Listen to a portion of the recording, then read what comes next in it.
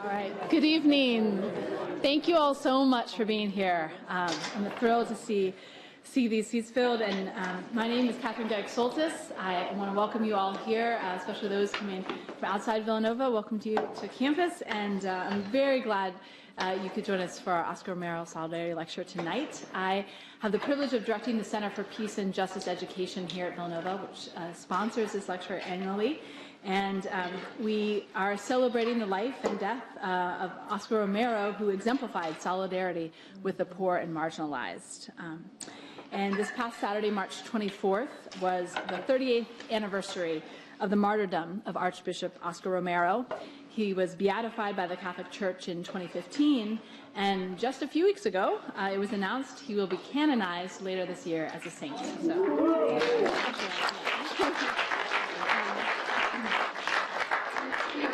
When Romero was assassinated in the middle of celebrating Mass, he had known for some time that his life was in danger.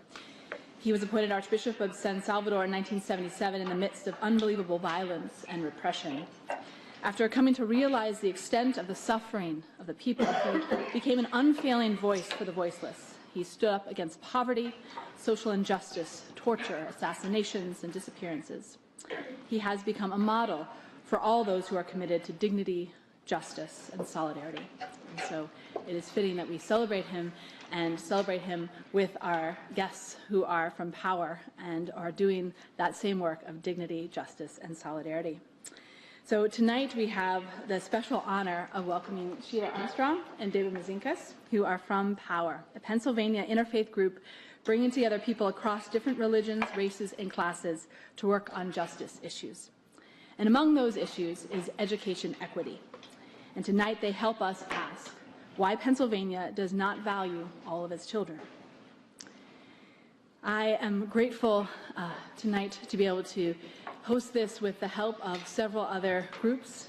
The Center for Peace and Justice Education hosts this along with the Department for Education and Counseling, and the Department of Mathematics and Statistics, as well as Villanova Interfaith Activism, which is the group on campus here at Villanova associated with Power Metro. And it's also been a great deal of support of Power itself to make tonight happen. And we're grateful to have so many folks from Power, including the executive director, here with us tonight. To help me, well, but first I should say that Oscar Romero's feast day was this past Saturday, and I was very happy to see that in D.C. and in Philadelphia and around this nation, the voices of young people were crying out against injustice and against violence.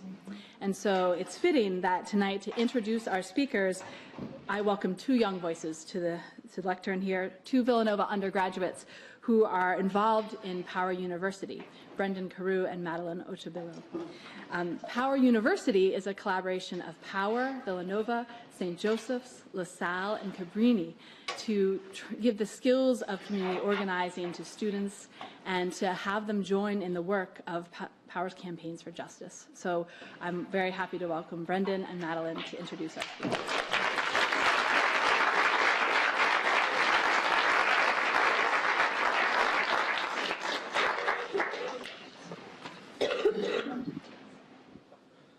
Hello, everyone. I'm Brendan Carew. I'm a freshman here at Villanova, and it's my honor to introduce to you Sheila Armstrong. Sheila Armstrong is a single mother of two boys attending the school district of Philadelphia. She grew up in a home similar to many Americans, poverty-stricken, low income, a prevalence to addiction to alcohol and drugs, high dropout rates, and poor living conditions. While Sheila faced many hardships, she did not allow those hardships to hinder her involvement with her children's education.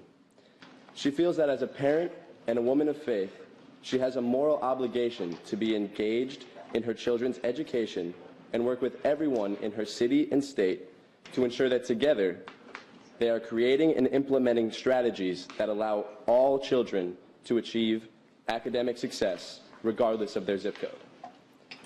Sheila is a community organizer for Power's education campaign, and her education victories includes the passing of the 2016 PA Fair Funding Formula and the return of the School District of Philadelphia to local control. Sheila is a member of the State Parent Advisory Council and a plaintiff in the education funding lawsuit, William Penn School District versus PA Department of Education. Now, I personally feel honored to introduce Sheila to you today because it was her words that sparked my passion for this cause. In the fall, I attended a Power U meeting where I first met Sheila.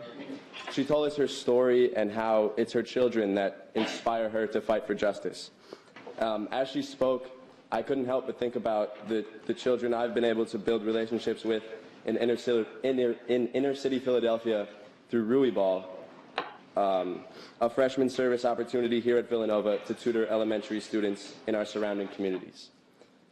What I've learned is that the city of Philadelphia is full of joyful and bright young students who are not provided the proper resources to achieve their potential academically. At the meeting where I met Sheila, I heard a quote that has stuck with me ever since. It's from the theologian Colonel West. He says, "Never forget that justice is what love looks like in public."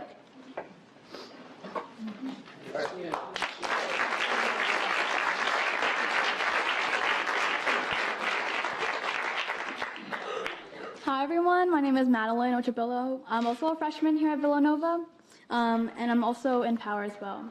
I got involved with Power last semester when a very good friend of mine invited me to the first Power retreat on St. Joe's campus. There I learned that so many of these social issues that we hear about on the news are happening in Philadelphia, and that was surprising to me because I'm from Philadelphia, and having not known that these issues exist made me realize how privileged I am and how I've been blind to this privilege and ignorant to the fact that people just like me are suffering in ways that I could never imagine. One of those ways is education. I am passionate about this particular campaign because I am an education major. I just declared last week.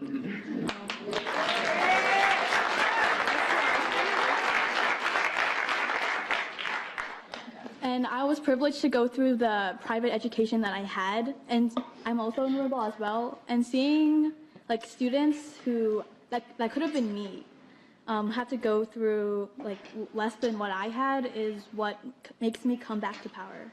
And also, we're students and we're organizing, and I feel empowered to make a difference. It's not just that I'm passionate about this issue, it's that I'm given the tools to do it.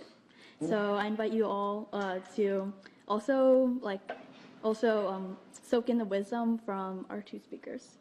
Now I want to introduce the second member of the speaking team for tonight's Oscar Romero Solidarity Lecture, David Mosenkis. David Mosenkis is a data scientist and social activist. He currently works as a visual analytics consultant for Genentech, improving insights into clinical trials data, and as a volunteer data activist, using data to highlight and address racial bias and other social inequities for Power, a Pennsylvania interfaith group bringing together people across different religions, races, and classes to work on justice issues. His research demonstrating systemic racial bias in Pennsylvania public school funding has sparked demand to end education apartheid. We are thankful for Sheila and David sharing their wisdom and experience with us tonight. Please help me welcome them to the podium now.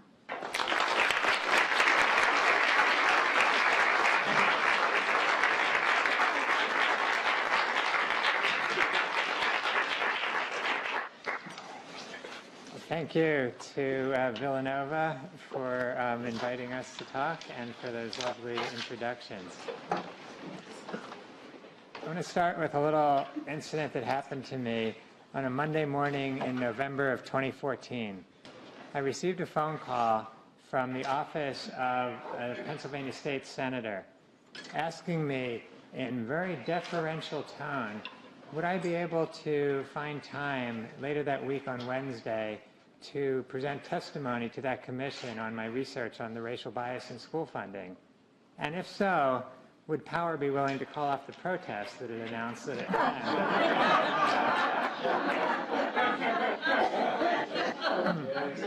So how did we get to that point?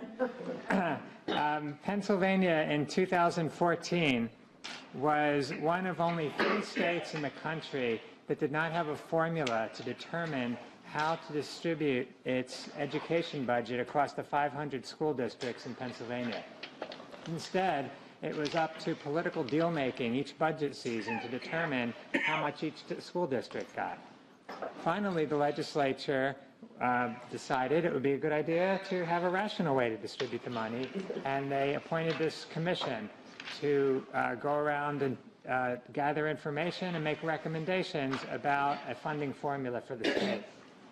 This commission went and set up hearings at different parts around the state. When Power learned about the commission, they contacted them and said, we have members of the community who have important testimony to deliver in front of your commission about the impacts of the lack of funding on Philadelphia students. We have teachers, we have parents, we have community members. Heard nothing back about the ability for the public to testify. I independently contacted the commission. I said, here's this research that I've done. It's been picked up by a number of the media. Surely your commission will want to know about this racial bias in the school funding so that you make sure you avoid it in your formula that you're coming up with. No response. So Power did the responsible thing, published an open letter the previous Friday saying, if the commission is not going to schedule it on its agenda to hear these important information, they need to do their work, we're going to take that responsibility upon ourselves and make sure they have the information they need to make good choices about a formula, and we're going to stage a nonviolent disobedience action to make sure they hear at their hearing what they need to hear. And that's what prompted that phone call.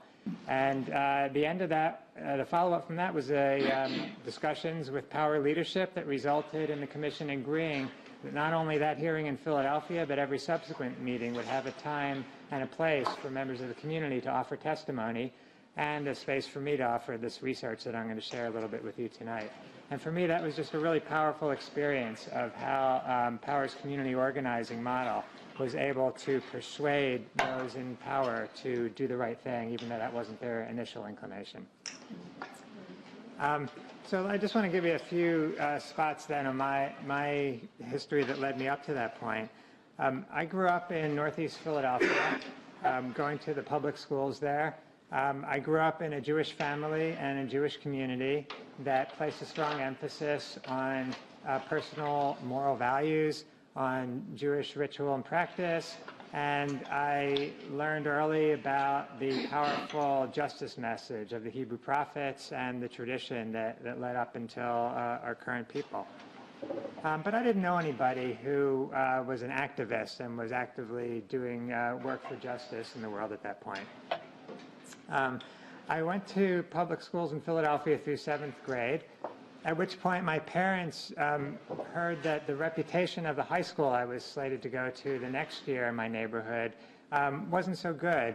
And after investigating the possibility of private schools, they ended up moving us to the suburbs. And I completed my public school education in Cheltenham Township. Went to Cheltenham Public Schools, went to a high school there that for me was just high school. But in retrospect, I see has some things that aren't necessarily present at every high school in the state of Pennsylvania. My high school, I had lots of classes to choose from, honors classes, elective classes. The high school had a swimming pool. The high school had a planetarium. I had bowling leagues to go to after school. And that just seemed normal to me. But it's come to my attention that's not everyone's experience of public high school. In college, I found a pull both to engage with the Jewish community and engage in Jewish activities and to engage in justice work. And it's often seemed like I had to make a choice between those two until I got involved with the Student Struggle for Soviet Jewry, which at that time was working to raise awareness and end the oppression of Jewish people who were being discriminated against in the Soviet Union. And that was really satisfying for me to be able to work for justice in a Jewish context. Fast forward a number of years, got married, had a family, was doing work as a professional software developer and later a data analyst. And as I got into my 40s, I felt a strong pull to want to devote more of my life energy towards addressing the inequities in society that I was becoming increasingly aware of. For my 50th birthday, to celebrate, I gathered together small groups of friends and family to have conversations with me about how I could use the skills that I had to address issues of inequity. About a year and a half later, I ended up quitting my job and taking some time off. It took about 9 months without paid work. I started to do volunteer work in a number of areas, and that included my initial engagement with Power and getting my synagogue to explore and ultimately to become members of Power. And around that time, I was doing a town watch patrol with a neighbor, a member of my synagogue, who happened to be a lawyer for the city of Philadelphia, and I told him about what I was learning from Power's education team about the inadequate resources in the Philadelphia public schools. And he said, oh, you know, the city of Philadelphia actually had a lawsuit against the state 20 years ago or so, claiming that there was racial discrimination in how the state distributed its funding to public school districts in the state, but it got squashed for various reasons and it didn't go anywhere. So I went home that night and I wondered if it was still the case. And I went to the Pennsylvania Department of Education website and I was able to pull down data there about all 500 school districts, their enrollments, the amount of funding they were getting from the state, the racial makeup, and put together a quick graph that you'll see in a minute that revealed in quite stark terms that indeed that problem had not gone away and if anything had gotten worse. So you'll see a bit more about that now. So let me just set the background for that. First of all, I mentioned that for a long time Pennsylvania didn't have a formula at all to decide how to distribute its money. But before we even get to that, this is a study that was done in 2014. It was published in the Washington Post. It looked at how all 50 states fund their wealthy districts compared to their poor school districts. And it's well known in the education field that it actually costs more to educate poorer students because they come with higher needs and less resources, and wealthy students don't require as much resources. Nonetheless, what this bar chart shows is there's about half the states, the ones on the right, that are doing the right thing and fund their poorer districts at a higher rate than they fund their wealthier districts. And that makes sense because you need more resources to give a comparable education. Unfortunately, about half the states go the other way and actually fund wealthier districts at a higher per student rate than the poorer students. And this is talking about both state and local funding together. But there's one state that stands out as far and away the worst in the disparities between wealthier and poorer districts, and that's Pennsylvania. It spends 33% less per student overall on poorer districts than on wealthier districts. So why is that the case? How can that be that there's such a disparity in the spending between poorer and wealthier districts? There's two main reasons for that. The first reason is where school funding comes from. In all states, school funding comes primarily from local sources, from the local school district, which tend to be mostly property taxes, and from the state. And in many states, and this used to be decades ago the case in Pennsylvania too, it's about 50-50. The state puts in about half the money and the local districts put in about half the money. And because wealth varies tremendously by district, the wealthier districts are able to raise a lot more than the poorer districts, and the state's responsibility is to make up some of that difference so that everyone gets an adequate education. Unfortunately, right now in Pennsylvania, the state is only putting in about 34% of the total funding, leaving about 60% to come from the local school districts. And because there's so much variation in wealth in the districts, that leads to a big part of the disparities between the funding in the districts. But it's not the whole picture, and that's actually not the part I'm going to talk about from the rest of my talk. I'm going to talk about how that 34% that the state does put in, which is not enough money, but nonetheless, that money itself, there's a big problem in how that money is being dispersed across the districts.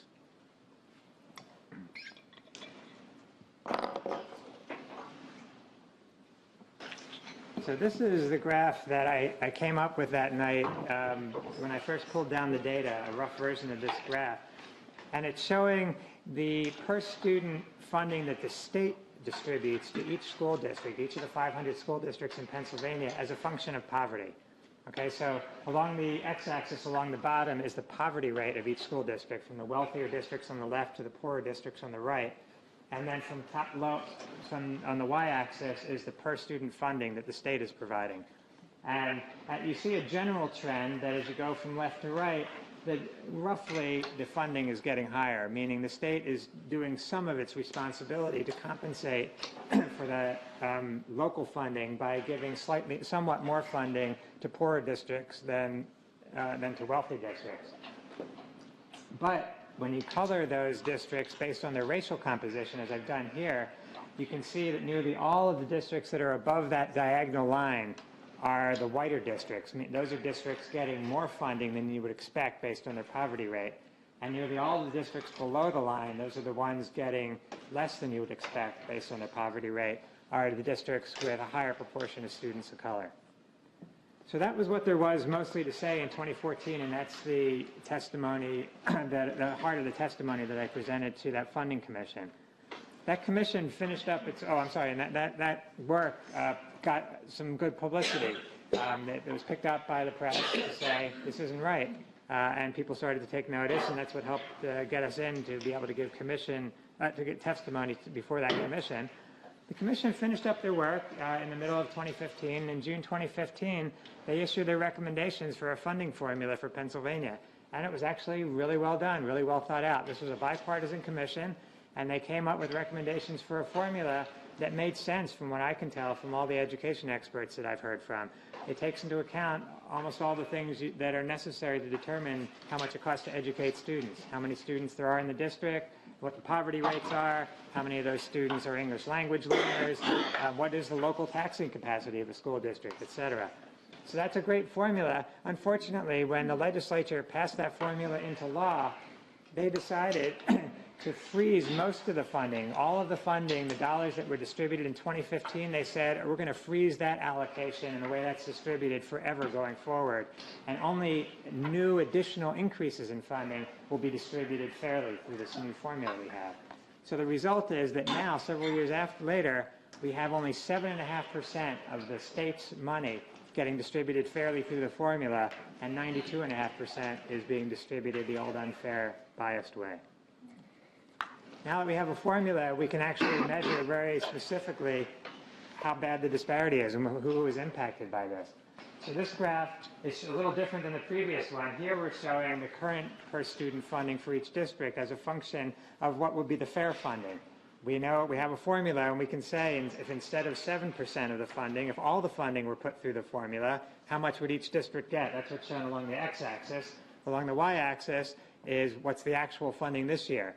Any district that is getting exactly its fair share would be right on that diagonal line. They're getting the amount that the formula says is their fair share. Any districts above the line are getting more than their fair share. Below are getting less than their fair share. When we color those districts based on the racial makeup, here is a uniform shading. The whiter the circle, the higher proportion of white students in the district. And what you see is the higher you go above the line, the whiter the circles get. The more you go below the line, the darker the circles get. And just so you can see the overall pattern more easily, this way it's colored so that the half of the whitest districts are yellow and the half of districts that are least white are brown. And you see a similar pattern to what you saw before. Nearly all the districts getting more than their fair share are the whiter districts. Nearly all the districts that are getting less than their fair share are the ones that have higher proportions of students of color. This is a way you can see how this affects individual districts. On the left half of this graph are all the districts getting less than their fair share. On the right half are all the districts getting more than their fair share. Each district is one of those boxes, and the size of the box shows how many dollars that district is either getting more or less than its fair share. And the first thing to see about it is that the left side, and they're colored by the racial composition of the district. The first thing you notice about this is that left half looks awfully dark, much darker than the right half. Meaning that, on the right side, nearly all those districts getting more than their fair share are very white districts. And then on the left side, you see Philadelphia is that big one, getting far and away the most total dollar shortchange, $400 million this year that Philadelphia is getting less than its fair share of this 37% of funding, which is 34%, which is not enough, but that money is being divided up in a way that Philadelphia is getting shortchanged by about $400 million. And then you've got those other districts there, Reading, Allentown, York City, Lancaster. On the right-hand side, the one anomaly up there's a couple of anomalies. Pittsburgh is a city getting more than its fair share, but other than that, very few of those cities have a substantial populations of students of color. So we can now look at, we can compute exactly how many dollars each district is getting, more or less than its fair share. And I bin that data into 5 quintiles. From the quintile on the left is the least white districts, and on the right is the most white districts. And on average, the least white districts in Pennsylvania are getting shortchanged an average of $2,200 per student this year. And the whiter the districts get, the more favorably they're treated by our current funding system. The next whitest districts, so those that are 33 to 73% white, are getting shortchanged by only $560 per student. You get to the whitest districts, they're getting on average $2,100 more than their fair share per student. You can do we did a similar analysis looking at poverty rather than race to ask how is the inequities distributed by poverty. So here the wealthiest districts are on the left and the poorest districts are on the right. And we see on the right looks a lot like the most students of color. Here it's showing that the poorest districts on average are getting shortchanged by about $2,100 per student. But as soon as you get out of the very poorest districts, and that corresponds, of course, largely to districts that are high proportions of students of color, they're not exclusively. But as soon as you get out of that poorest quintile, all the other categories of poverty are actually getting more than their fair share. And I show this just to say that there's not the same systematic pattern of bias that's a function of poverty the way there is of race. On the race dimension, the whiter the district, the more favorably it gets funded. So how does that end up for individual districts? Here's an example of comparing Philadelphia's funding to another district called Freedom Area District out in the western part of the state. The reason I chose that district to compare it to is that district is this year getting about the same level of per student funding from the state as Philadelphia. They're both getting about $5,300 from the state. Yet, these are very different districts. Philadelphia is a district with high levels of poverty, with low average wealth. The formula says that Philadelphia should be getting $7,300 per student, and the formula says Freedom Area, a much wealthier district, should be getting about $1,900 a student. Yet in our current reality, they're both getting the same amount, $5,400 per student. And by the way, Freedom Area District is 95% white. Philadelphia students are about 14% white. Another example, here's a comparison of Pottstown with the Oswego Valley School District. The formula says both of these districts are about equally needy. They're both fairly poor districts in need of high funding from the state. They should both be getting about $7,000 per student from the state. But Oswego Valley is getting $8,700 per student. Pottstown is getting $3,300. And again, Pottstown is a district that's fairly diverse, 38% white students. Oswego Valley, 100% of its students are white. So you pick any two districts that are of similar economic status, and you'll see this pattern repeated over and over again. With very few exceptions, the whiter the district, the more favorable the funding. So is there any hope of changing this? Power is now working, along with a coalition of other organizations, to get this law changed. This is a ridiculous law. There's reasons why it was put in place. But to change it, we're going to need to get a lot of power behind us. And I think there'll be someone talking to you about how you can be a part of that after our talk. I just want to show a little bit of study about how that might be feasible. Even though often what the naysayers say about changing this is, oh, you'll never be able to change the status quo, because if you look now at the school districts in Pennsylvania, 351 of them are getting more than their fair share, and only 149 are getting shortchanged. You'll never be able to get that majority to agree to change to a fair system.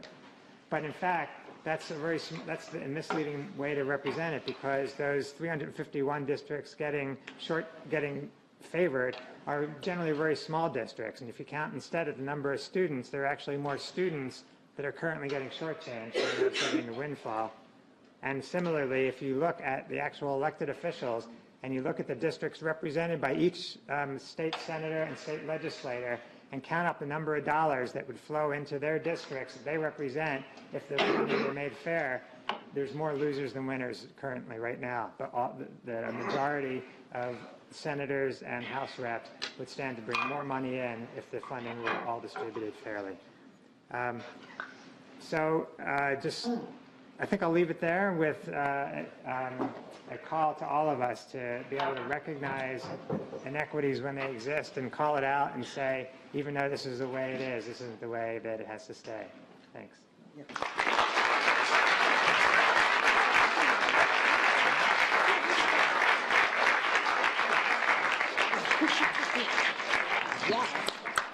Thank you, David. Thank you, David, for that presentation. As David, at the beginning of the intro, my name is Sheila Armstrong. And in the intro, it says that I'm a community organizer with power. But when we first began this work, I was not a community organizer for power. I was just a parent volunteer, okay, within power. Someone that just cared about my kids' school community. I'll tell you how I got into this battle.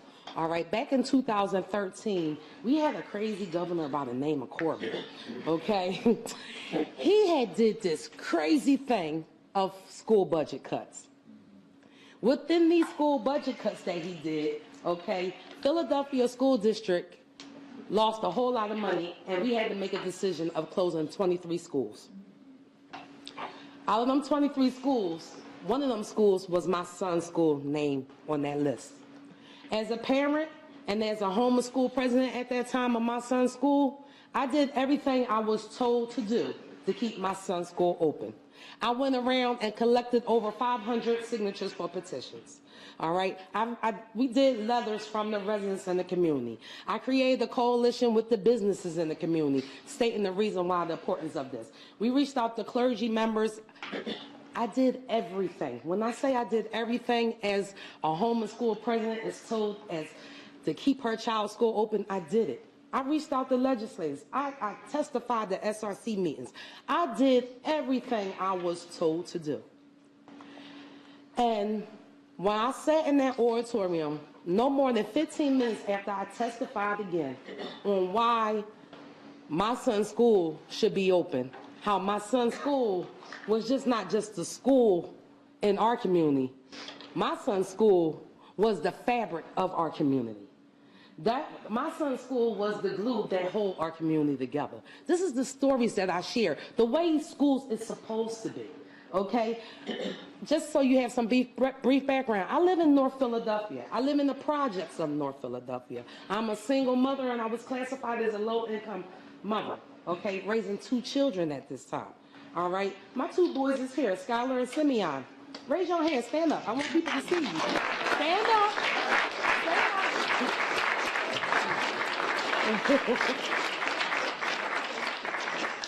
So, you know, as a single mother, it's already rough. It's already rough, okay? At this time, I was trying to do better for myself. I was going back to school. I'm the first person in my family to get a high school diploma. I'm the first person in my family to get a college degree. I'm the first one.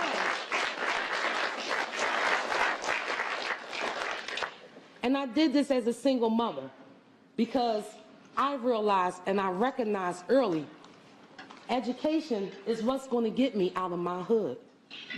Education was what's going to take me out of my poverty that I was living in. Education was literally the foundation of everything that I wanted better for me and my children. So, as I sat in that auditorium and listened and hear them say, no more than 15 minutes after I testified, Harrison Elementary School is closed. What does that mean to my community? What does that mean to me as a parent? What does that mean that your child's school is closed? Scrambling for resources, finding out where's the next place I got to send my child. I'm the type of parent, I'm a type of person, period, that if you mess with me and mine, I'm coming for you. Okay? All right? So, with them messing with my boy's school, I took this as a personal attack of the school district of Philadelphia, of the city of Philadelphia, and even the state of Pennsylvania. I took this as a personal attack that the school district, the city of Philadelphia, and the state of Pennsylvania was saying that my 2 sons wasn't worth the investment. I was angry. I was mad because these people don't know me. All they're looking at is papers and numbers on the spreadsheet. All they're looking at is test scores of a community. Y'all never knew me. So I was going to make it known that not only were they going to know me, but they should have known they shouldn't have messed with me. Okay? So I started reaching out to different people, finding out what was going on, and I ran across Power. And it was a organizer there by the name of Cecily Harwood. And she was doing voter registration outside my school. And first of all, I'm telling y'all this, I'm in North Philly. We don't see too many white people in North Philly. All right? So for me to see Cecily Harwood, okay, a white community organizer, in front of my son's school in North Philly, and I'm the homeschool president, the first thing a person like me gonna say, hey, yo, what you doing here? What you doing here? Hold on. Because what's going on is two things. One thing that's going on in North Philly, gentrification is hurting us. It is hurting us. It's taking our property taxes up. We can't afford everything. It's not hurting us. Secondly, because of our history and the racial dynamics of our country, we have a natural mistrust of each other culture. White people don't trust black people don't trust white people. With this knowledge and fact in hand, one thing that I was focused on doing within this work is break that narrative. Break the narrative of, one, we need to know each other. We got to build on each other. We need each other. As a woman of faith, it's easy for me to sit there and say, well, God told me to do this. But it goes beyond that. Because everybody claimed they are faithful or religious in some type of way. Even number 45 claimed he's religious. And we see some of the stuff he does. But saying you of a faith and putting your faith in action is two different things. For me, I decided to put my faith in action. Because this is morally wrong, what is going on to the children of the Commonwealth of Pennsylvania. Yes, I can jump up and down and scream about the racial component because it's big. It's hurting us. And it is hurting my community. But that's also the same language they try to use to keep us divided. Correct. That racial component. So let's look behind that. We start talking about poverty. Because one thing, regardless of these white districts may not have no black people in their districts, they got poor people in their districts. Everybody understands poor. So for these reasons, we have to work with our messaging. But that hurts me. Because as a black woman, as an African-American woman, and I stand here and tell y'all, we have a government system that is working apartheid policies in our education system, in our criminal justice system, in everything that we are doing. It's apartheid policies. They're targeting our community. But unfortunately, ladies and gentlemen, a lot of people and communities don't want to hear about race, don't want to talk about race, don't want to even acknowledge that our country, our city, and our state have a race problem. I'm not here to lift up the problems, because we all know them, we all live them, and I experience them every day. What I'm here today is to encourage everybody to put their faith in action. Yes, I'm a single mother. Yes, I have hardships. Yes, I endure some of the worst things people could imagine. But regardless of what happened to me as an adult, our children are innocent victims in this matter. Yes, ma'am.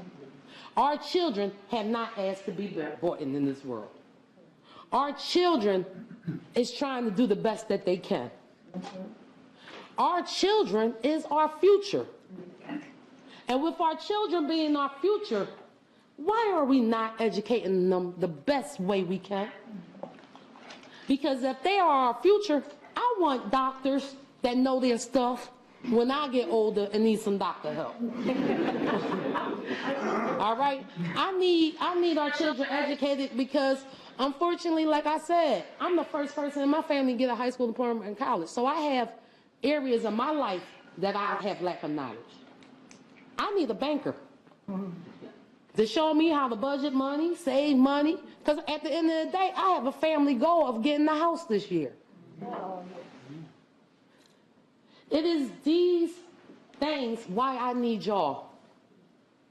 Because yes, I can jump up and down and scream about the hardships as black people do.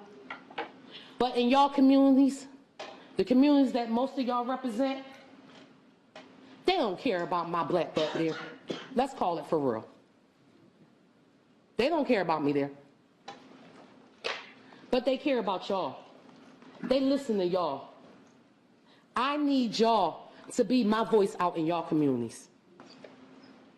Because at the end of the day, this is not black kids. This is not about Philadelphia. This is about fairness of our children's education. That's all I want. I want my boys to have the same opportunities, the same chance as anybody else. That's all I'm asking for. I'm not asking for more, oh, like we deserve more because we're Philadelphia, we're in the city. No. I just want the system to be fair. That's all I want. Because a fair system, at least we got a chance. But this apartheid policy system, this jacked up system we got, it's hurting me. It's hurting my community. It's hurting our future, and it's hurting my boys. For these reasons, ladies and gentlemen, you are needed.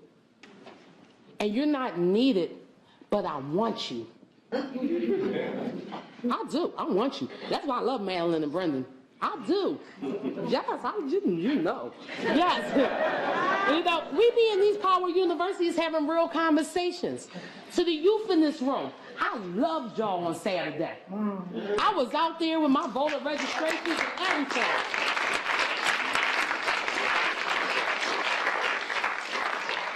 And I'm encouraging every youth here. This is your world. This is your city. This is your state. This is your government. Get involved. Take over. I'm mad at when I watch CNN and I hear them talk about these kids shouldn't be protesting. These kids, no, these kids is doing right. Because at the end of the day, all this crap that we got messed up in this world, y'all gonna inherit. So the tax deficit, y'all got it. This $1 trillion thing that, the new spending bill with the $1 trillion, y'all got it. I'm 40 years old. I ain't got too much time. Y'all still young. All right, y'all still young. Y'all, some of y'all's in y'all 18s, 20s. Y'all still young. Y'all gonna inherit all our problems. So I'll wait. Be proactive. Stand up now. Be your voice heard now. Okay? Go to your state legislators, your local legislators. Be a voice. And when they sit there and say, well, why you care about them little kids in Philadelphia, or why you care about them, or any of that issue, don't sit there and fall into the trap. Sit there and do what I do. Because they all are kids. Exactly. That's right. Whether you're in the urban, whether you're in suburban or rural, they are our children. They are a Commonwealth of Pennsylvania responsibility. Ladies and gentlemen, I need you to push our legislator to do what's right to our children and make sure they pay their fair share. Now, I'm going to end here because of the fact that we do have an action. Because one thing I said, and I said this, and I shared this with Mary and everybody, I'm not the person that do a lot of meetings. I'm a grassroots leader. I like being in the streets. I like organizing people. I like taking the knowledge to the people because at the end of the day, I tell you this, and I grew up in a low-income family, so I tell you this, we ain't got time to go looking for no information because we're too busy trying to survive.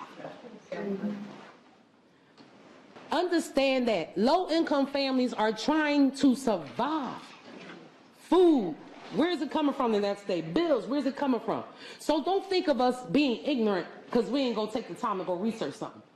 We're just too busy and tired because we're trying to survive. So for these reasons, this is why it's all of us' job to go take the information to the streets.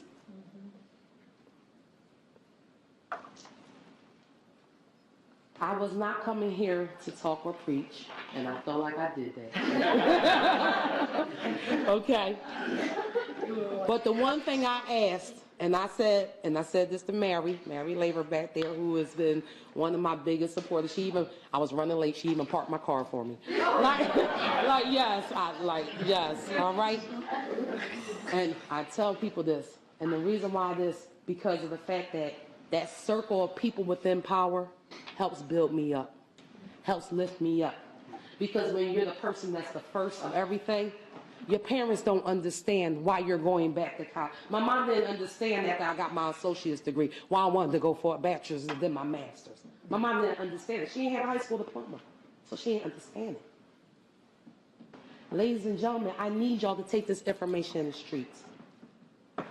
Like I said, I'm not the one to be talking. I like to work in action. So with that being said, I'm going to turn it over so we can get working with some action. Let's go. All right.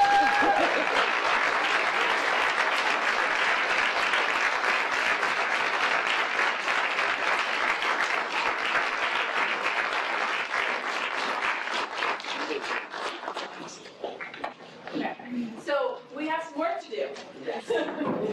All right, we have two things for you.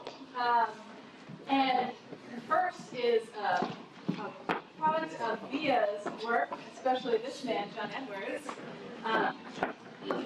So that you can't say, some of you students may be taking notes, which is great. If you haven't, you have no excuse, because this is a very nice little booklet to help give you the data and the information you need to talk to people about this.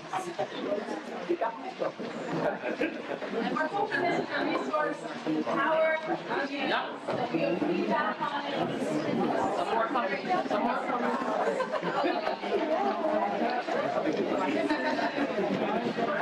Yeah. So, okay, I just need some. Need one? Need one?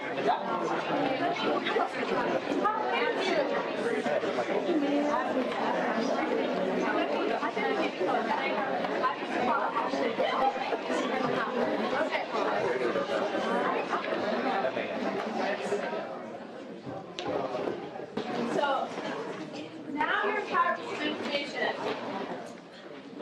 I want to turn things over to our students from Howard University who are going to talk to you about action. Some actions we can take later and some actions we can take right now. This is Katie Green and Katie Selby from St. Louis University.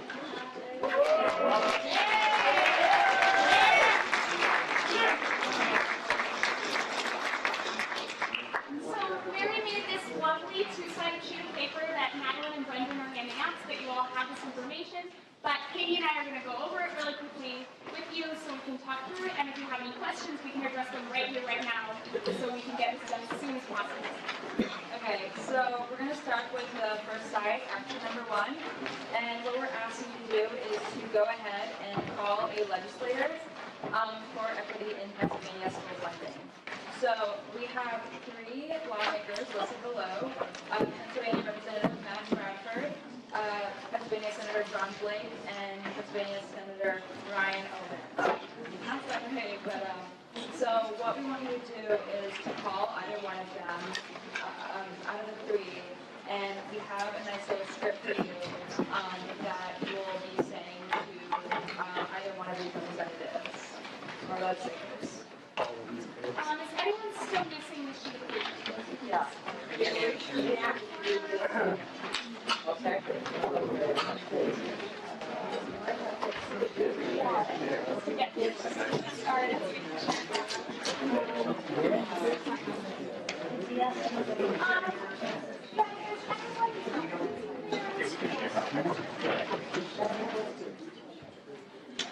So raise your hand if you still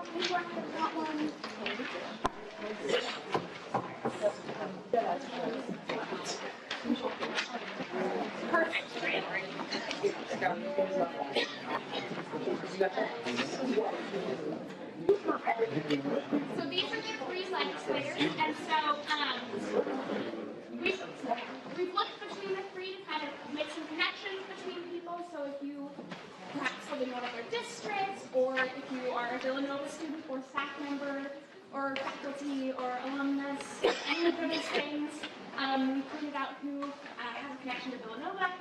And if none of them apply to you, we have also included the Vice Chair of Education Committee so that you can call him and see if you can make a connection there, because he has got a power of Education Committee. Are there any questions about who you should call, or any questions about how the calling system works or anything like that? Yes. Is there something specific that's happening in the near future No. that we're talking about, or this is just like an ongoing wave of phone calls? Absolutely. To make sure that even though there's nothing pressing happening right now, that we are still on top of this. Education is still important to us, even though there's no vote about to happen. Any other questions?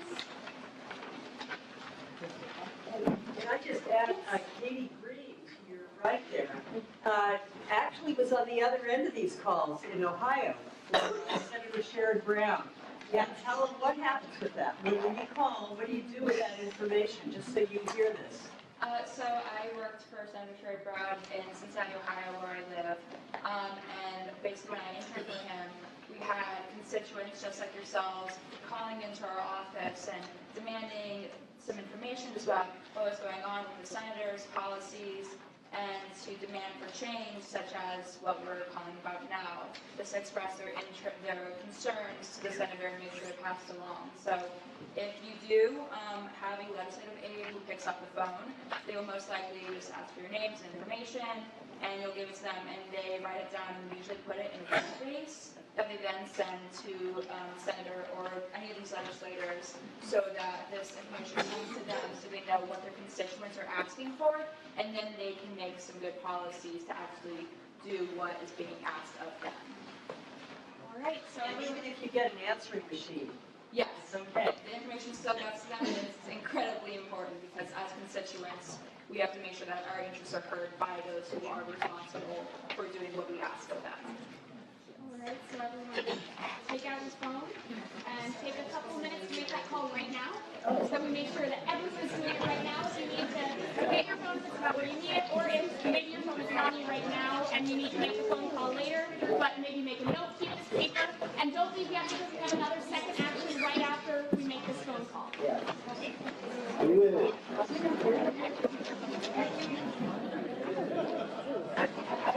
I don't have a phone.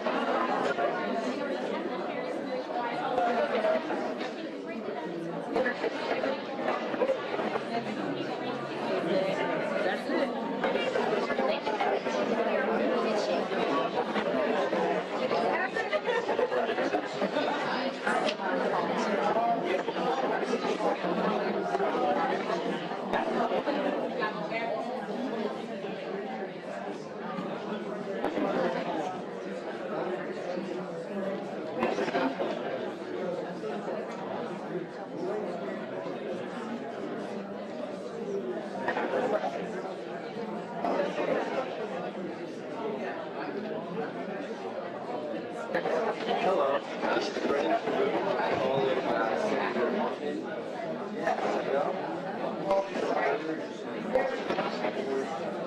all state education.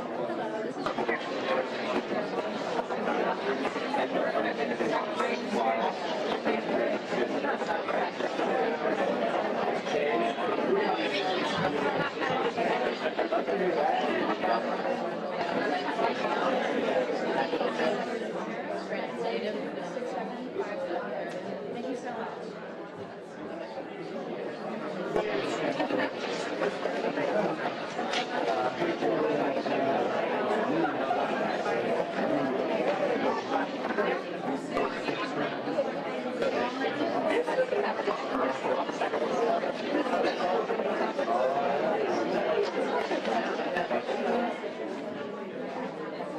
All right, so I'll give you just a couple minutes.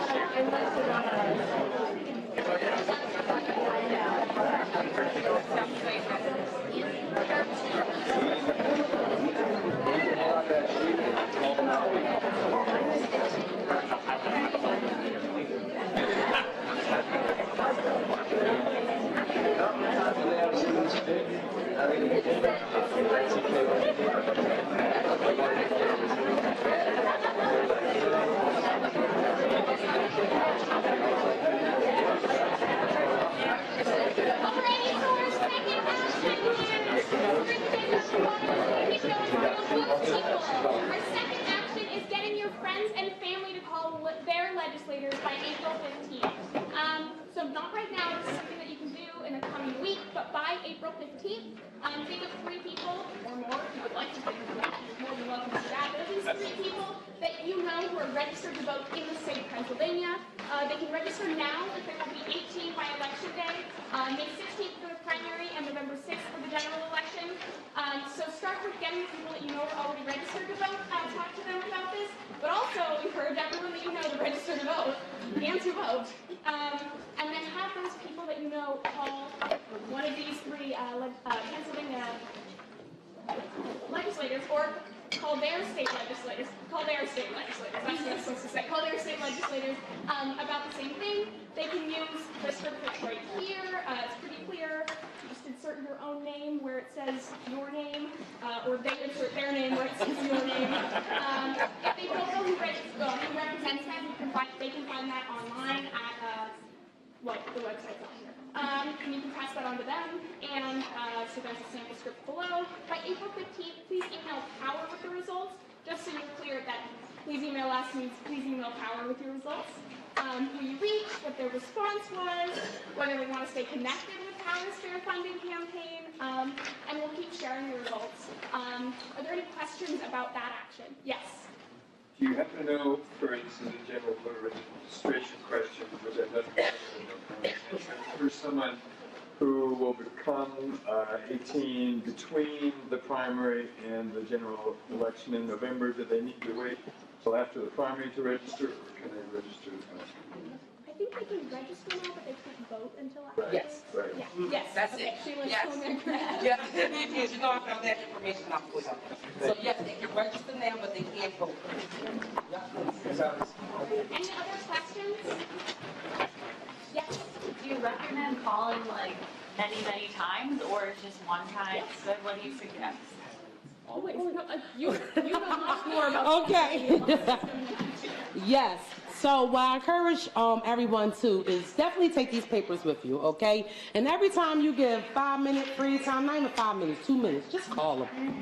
The more, look, everybody knows that the person that usually legislators deal with first and the fastest is the people that get on their nerves. I'm letting y'all know the political system. This is the stuff I learned from my 10 years of experience of organizing and dealing with politics. The more you get on their nerve, the faster they want you out their ears. So yes, keep calling, keep reaching out, send the emails. If you see them in your community, like, oh yeah, wait a minute, I never got a call. Wait a minute. I am good at, and the tactic, some people call it, is bird dogging. Okay? Some people call it the bird dogging tactic, all right? I'm very good at that. I pop up on places where people ain't thought I was supposed to be, all right? One time it was so funny, I popped up on a baseball game, you know, for the family. The reason why is we have to make our legislators understand that whether they're on the job or not, people are still being affected by this on a daily basis until the laws is changed. So until that law is changed, we're going to keep being persistent. We're going to keep being bothered. We're going to keep nudging. We're going to keep doing. And you know, the story and the scripture verse that I got tied to this, because I say I'm a woman of faith, so I got scripture verses tied to my work. For this section, it's Luke chapter 18, verses 1 to 8. And it's the story of the persistent widow. The persistent widow kept going to a man who did not care about nobody's God or nobody's government. This man, he just had power and he didn't care. This widow kept going to him, kept going to him, and kept going to him. Until finally he said, you know what? I don't care about her God. I don't even care about this government. All I know is that this lady is getting on my nerve. So let me give her the justice that she is seeking so she can leave me alone. Well, I'm not a widow. I'm a single mom, but I'm persistent, okay? And I'm going to keep pushing and keep pushing until we get it done. I ask y'all to look at yourselves as that persistent widow in that story. And y'all keep being persistent, tagging social media. You know, my young ones in here, we got that social media thing a lot. Our older ones, y'all catching up. I'm seeing it. This is why we're together. This is why we're together in this room. This is why races is together. This is why income demographics is together. And even why faith is together. A Christian and a Jew. Work this out. We're together.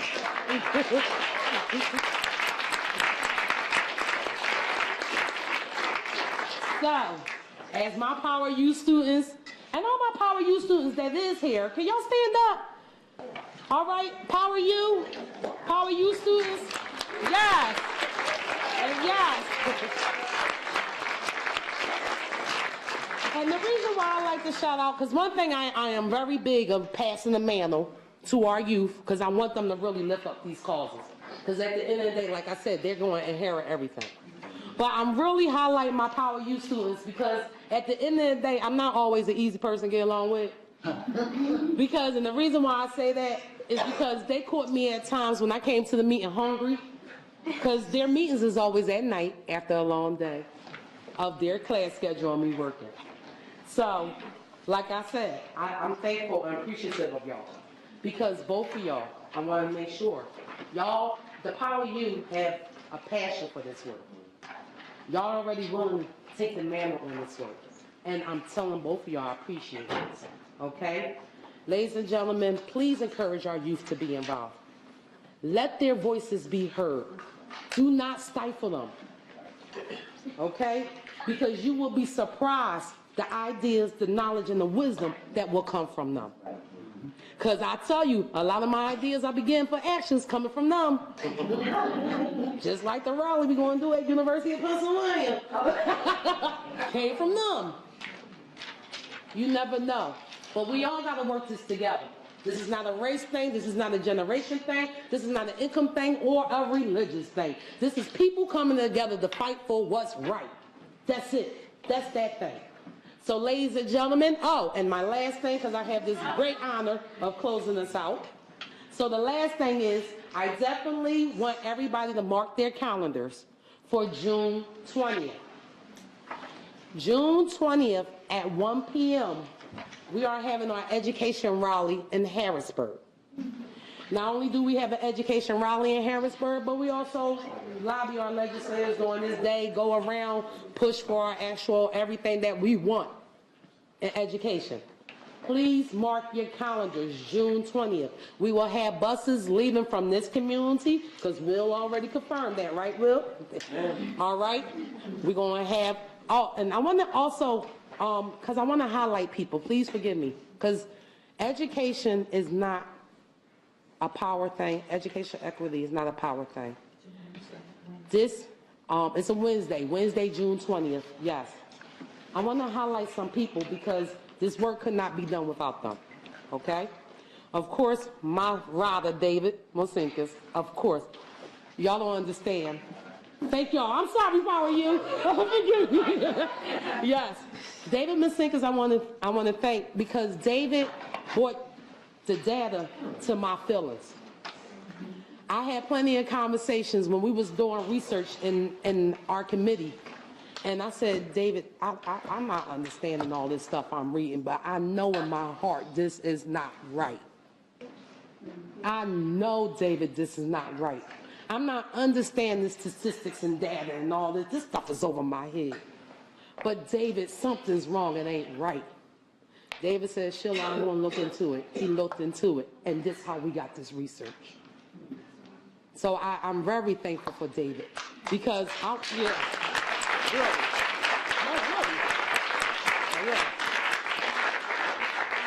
I want to thank my executive director that came out today, Reverend Hostin. Stand up so people can see you.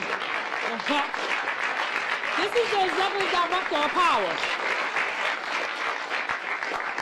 All right? You know, he got his hand full dealing with me and the rest of this stuff. All right? Pray for him. I'm just telling you. Pray for him. All right? Pray for everybody in leadership. That's what we're supposed to do, period. But pray for him more, you know. All right? The other people I want to acknowledge, too, is the education campaign team. Every one of y'all, I want y'all to stand. And Miss Sheila Oliver, I want you to stand also along with the education campaign team. Because even though you're not on the education campaign, Miss Sheila Oliver, people, I need encouragers. Because this work is tiring. This work is frustration.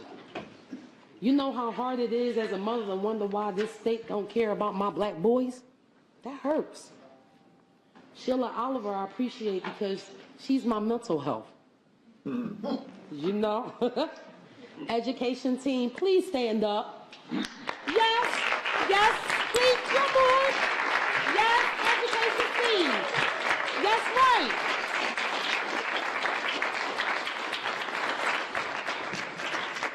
And then Brianna Moore in the back. She's the Power Community Digital Organizer. Okay? All right? Y'all gonna see this video on our website. All right? My boss and leader, my immediate supervisor, the other person y'all got to pray for, because I work her nerve too, okay, is Gwen Snyder. Gwen, raise your hand. And then our newest organizer came today, which I'm very proud and honored. Thank you, Camille. Thank you.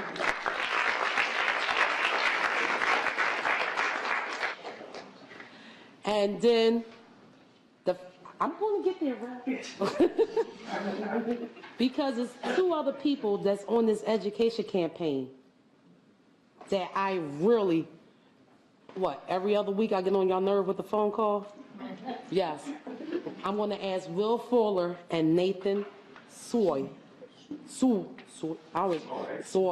to stand up. These are the other education campaign organizers that is working with me across the state. If you do not know Will Fuller, he's for the metro area. Nathan Soy is for the central. Stay standing. Stay standing. Now I'm going to ask for all Power relatives, staff members, please stand up so y'all can see everybody part of Power. Yes. I want to see everybody that's part of Power. Please stand up. Yes. There you go. Yes. Yes. So, I know this law probably this is the longest closing ever. Well, it is, because I just wanted to say thank you. And I'm thanking each of you. Because one thing I'm a believer of, I'm a believer that when you put the information in people's hands, something's going to be done with it. Y'all have the power now, people. What y'all gonna do with y'all power? What y'all gonna do with y'all power? You have the power. You got the information. Y'all got the packets. What are you gonna do with your power now? Go out, change the world. One block, one neighborhood, one community at a time. Thank you, ladies and gentlemen.